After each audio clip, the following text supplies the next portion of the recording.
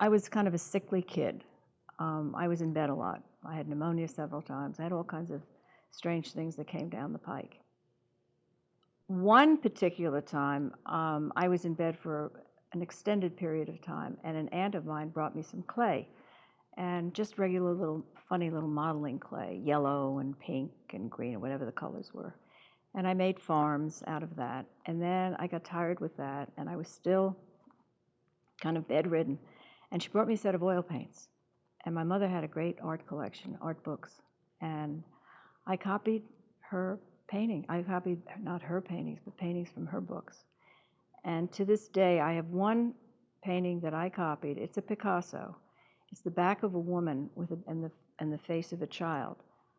And the woman is kind of holding the baby on her shoulder. I don't think I could ever do a back like that again. It was just naivete. And I was sold on oil paints. And when I was a child, I rode horses. And a lot of my paintings are about horses. And we were at the beach in the summertime, and I love the beach. And we used to own a house in Margate, and we had the house, and we were directly on the beach for 30-some-odd years. And we have a horse farm in Maryland. So both of these themes are in my life. I only paint what I know and what I enjoy. I think it's foolhardy, and I can reinterpret it in a different way. It doesn't necessarily have to be realistic. But most of my drawings are very, very fast, very, very quickly done, and they're all about movement. I had one teacher in 7th grade who encouraged the drawing, and it was kind of unusual for a 7th grader to illustrate the yearbook, and I did all the illustrations in the yearbook. I look at that once again, and it's just this naive, uninhibited, not scholarly at all, and yet it's something, it's very special. Picasso said you have to be a child. You have to draw and draw and draw until you can learn to draw like a child, because it comes from the heart. So maybe that's where that came from. I went to Barnard College for a year and a half, and then I got married. I got married very, very young. I was in college when I was 16. So, and after I got married, we moved. My husband was from Philadelphia. We moved here, and I went back to Penn. Promised my dad that I would finish, and I got pregnant, so I had to wait. And after five children later, I was already on the board at Moore, and I had enrolled at the Pennsylvania Academy.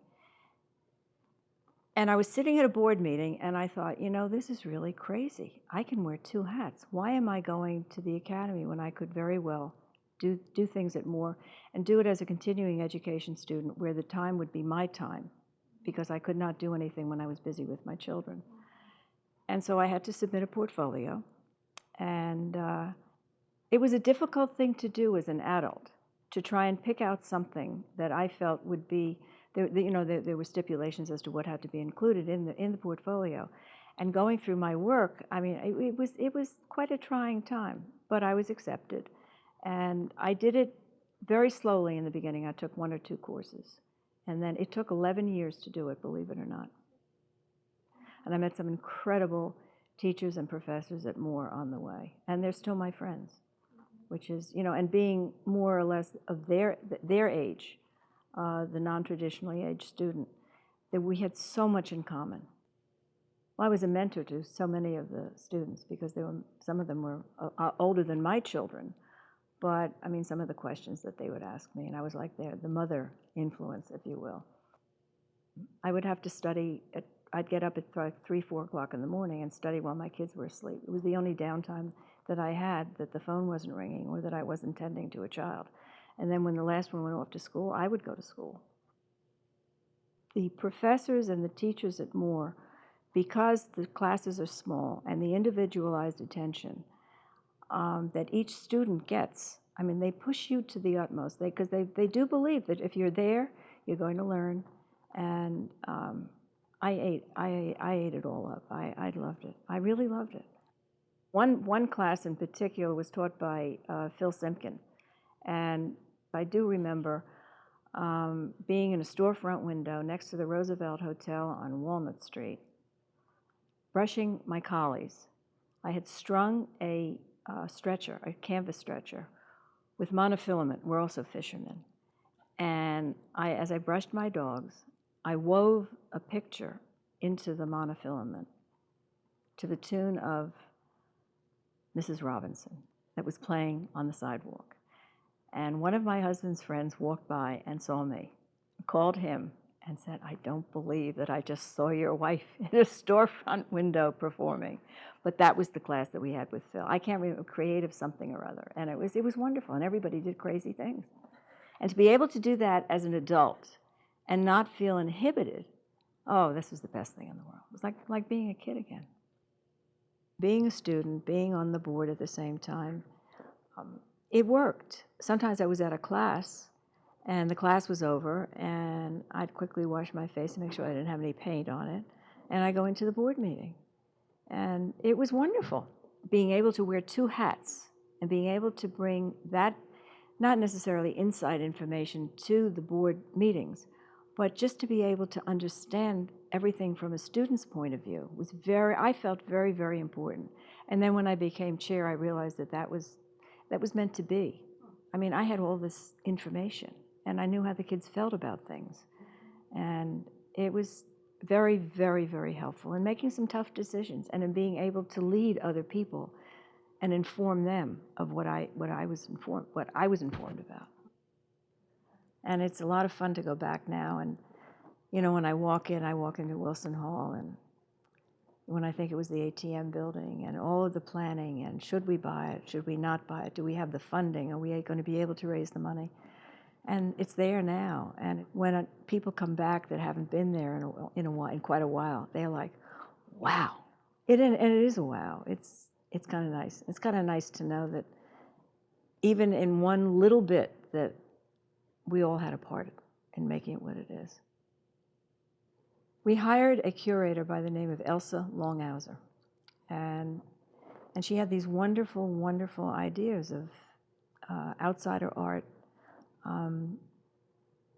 artists actually that had never been recognized before, and international and local. And our minds were set, we wanted the best, only the best. And we started fundraising, and we were fortunate enough to get some grants, and we just went ahead with it.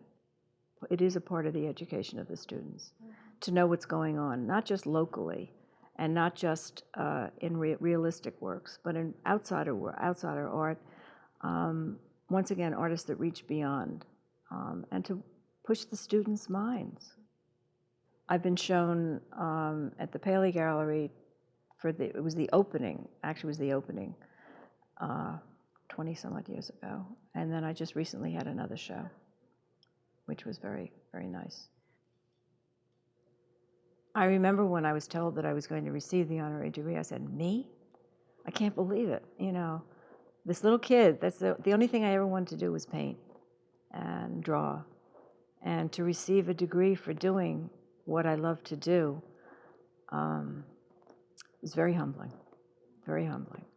I'm very thankful for it. You teach the next generation by continuing to do what you're doing and imparting the knowledge that you have. And just by interest in other, and their interest may not be the same as mine. I mean, they may not come, obviously, we all come from different backgrounds. But I don't believe you can live without art. I don't believe you can live without music. You know, we're human beings. And from time immemorial, I mean, you look back at the cave dwellers, they had art. Everybody has art. And there's always been music, whether it's two pipes banging together or two reeds of bamboo. There's music, and the birds sing. And I just think that art is just, it's part of us.